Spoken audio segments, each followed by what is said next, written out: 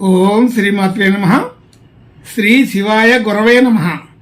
యఃకర్త జగతాం భర్త సంహర్త మహసాం నిధి ప్రణమామి తమాదిత్యం బహిరంతస్తమోపహం.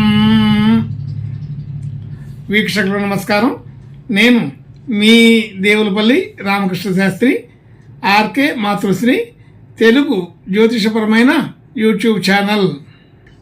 ఇప్పుడు మే నెల 26వ తేదీ నుండి జూన్ నెల 1వ తేదీ వరకు గల గ్రహ స్థితిగతులని ఒకసారి పరిశీలన చేద్దాం.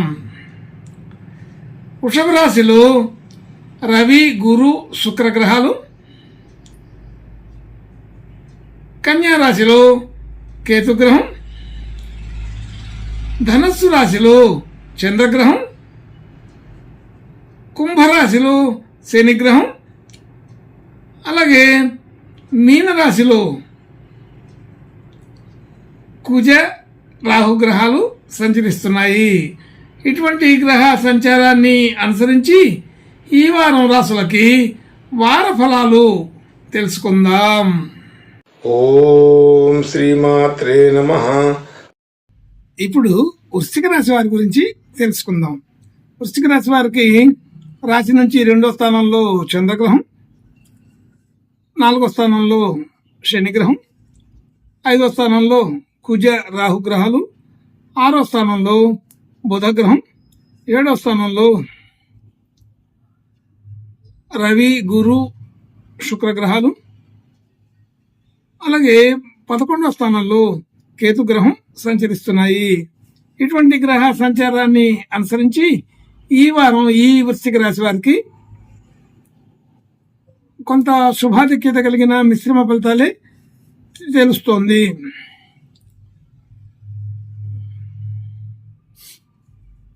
అయితే ఈ వృశ్చిక రాశి వారు ఈ వారం ఆలోచన తీరు అంతా కూడా అనుకూలంగా ఉంటూనే ఒకటి కాకుండా పదే పదే అంటే ఒకేసారి అనేక రకాల ప్రణాళికలు పెట్టుకోవడం, అనేక రకమైన ఆలోచనలు చేయాలని ప్రయత్నం చేయడం, అందులో కొన్ని చేసి కొన్ని చేయలేక కొంత ఒత్తిడికి లోనవటం జరుగుతుంది. అలాగే అనేక రకాల పనులు ఒకేసారి పెట్టుకోవడం వలన వచ్చిన ఒత్తిడి కొంత ఇబ్బందికరంగా మారుతుంది. ధన యోగాదులు సాధారణంగా ఉంటాయి, పెద్దగా హెచ్చు తగ్గులు ఉండవు, సాధారణంగానే ఉంటుంది. అయితే ఇబ్బంది లేకుండా ఉంటుంది అనేది ఒక విషయం. అలాగే కుటుంబ సభ్యులు, బంధుమిత్రులతోటి సఖ్యత సాధారణ పరిస్థితే ఉన్నది. అయితే కుటుంబ సభ్యుల్ని కలవడం, మాట్లాడడం, మరి అందరితోటి సఖ్యత ఉన్నట్టుగానే చూడడం ఉన్నట్టుగానే కనపడుతూ ఉంటుంది. కానీ అది అంత చెప్పుకోదగినంత సఖ్యత కాదు, సాధారణంగా ఉంటుంది. అనుకూలమైన వాతావరణంగానే నడిపించుకోగలుగుతారు. కానీ గృహ వాహన యోగాదులు సాధారణంగా ఉంటాయి, కొద్దిగా ఇబ్బందికరంగా కూడా ఉంటాయి. అంటే కొత్త ప్రయత్నాలు ఏమీ ఈ వారం పెట్టుకోకుండా ఉండడమే మంచిది. క్రయ విక్రయాదులకి అనుకూలమైన సమయం కాదు. వాహన సంబంధించిన ప్రయాణాల్లో కొంచెం జాగ్రత్తగా ఉండాలి. వేగం తగ్గించుకొని ప్రయాణం చేస్తే బాగుంటుంది. అర్ధాష్టమ శని నడుస్తుంది. అది చాలా రోజుల నుంచి నడిచినప్పటికీ ఈ వారం కొద్దిగా దాని తీవ్రత కొంత పెరుగుతూ ఉంటుంది. కాబట్టి కొంచెం జాగ్రత్తగా ఉండమని అర్థం. మాతృ సంబంధించిన విషయాల్లో కొంచెం అనుకూలత తక్కువగా ఉంది. విద్యా సంబంధించిన విషయాలు, విద్యార్థులకి, విద్యా సంబంధించిన వ్యాపార వ్యవహారాదులు చేసే వాళ్ళకి ఇది సాధారణమైన స్థితి. అయితే అనుకూలంగా ఉన్నట్టే ఉంది. దానిలో కూడా అంత ప్రత్యేకమైనటువంటి పరిస్థితులు ఏమీ కనబడవు, సాధారణ స్థితి అయితే ఉంటుంది. అలాగే శత్రు బాధ, రుణ బాధ, అనేది సాధారణంగా ఉంటుంది. అయితే రుణ సంబంధించిన విషయాల్లో కొంత ఒత్తిడి తగ్గించుకోగలుగుతారు. మాట తీరు వ్యవహారం వల్ల కొంత అనుకూలమైన పరిస్థితిని సృష్టించుకోగలుగుతారు. భార్యాభర్తల మధ్య అనుకూలత బాగానే ఉంటుంది. కానీ అభిప్రాయాల్లో కొంత భేదాభిప్రాయాలు వచ్చే అవకాశం కూడా ఉన్నది. జాగ్రత్తగా ఆలోచన చేయండి. అలాగే కొత్తగా పెట్టుబడులు పెట్టడం, కొత్తగా డిపాజిట్లు చేయడం అలాంటివన్నీ ఇప్పుడు అంత అనుకూలమైన పరిస్థితి అయితే కాదు. కొత్త ప్రయత్నాలు ఏది కూడా ఈ వారం పెట్టుకోకుండా ఉండడం మంచిది. అలాగే ఆరోగ్య సంబంధించిన విషయాల్లో సాధారణంగా ఉంటుంది. పెద్దగా ఇబ్బందులు ఏమీ ఉండవు. కొంత అనుకూలత ఉన్నది. భాగ్యస్థితి సాధారణంగా ఉంటుంది. అనుకూలత బాగానే ఉంది. అయితే మనం గతంలో తీసుకున్నటువంటి విలువైన వ్యవహారాదులన్నీ ఇప్పుడు అనుకూలపడే పరిస్థితికి వస్తుంది. కొత్తగా ఈ వారం చేయడానికి మాత్రం అనుకూలం కాదు. ఉద్యోగ స్థితి చాలా బాగుంది. దాంట్లో అనుకూలత పెరుగుతుంది. అయితే ఇక్కడ మన మాటల ద్వారా వచ్చే సమస్యలు కొన్ని ఉంటాయి. అలాగా మాటల ద్వారా సమస్య రాకుండా చూసుకోండి. అలాగే అపనిందలు అనేది కొంత ఇబ్బందికరమైన సమస్యలు కూడా వచ్చే అవకాశం ఉంటుంది. ముఖ్యంగా శని అర్ధాష్టమం అనేది గుర్తుపెట్టుకోవాలి. అర్ధాష్టమ శని వలన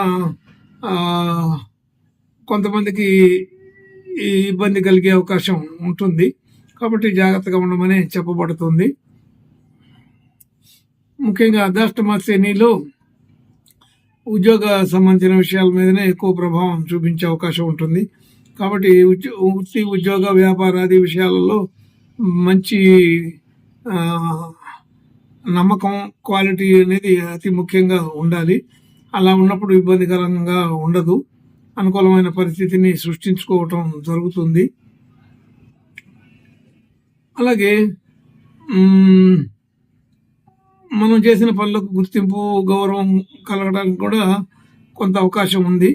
అయినప్పటికీ కూడా అది మన మాటలు, చేష్టల వల్ల కొంత దగ్గర దాకా వచ్చినటువంటి కీర్తి, గుర్తింపుల్ని దూరం చేసుకున్నట్టు అవుతుంటుంది. గమనించాలి. అయితే ఒకేసారి 10 రకాల ఆలోచనలు చేయడం, ఒకేసారి 10 రకాల విషయాల్ని గమనించాలనుకోవడం, అది కొంత తొందరపాటు చర్యలు జరుగుతాయి. అయితే వాటన్నిటిని మళ్ళా సమయస్ఫూర్తితో అర్థం చేసుకోగలుగుతారు. కొంత అనుకూలమైన స్థితిని సృష్టించుకోగలుగుతారు. అలాగే ఖర్చుల విషయంలో కొంత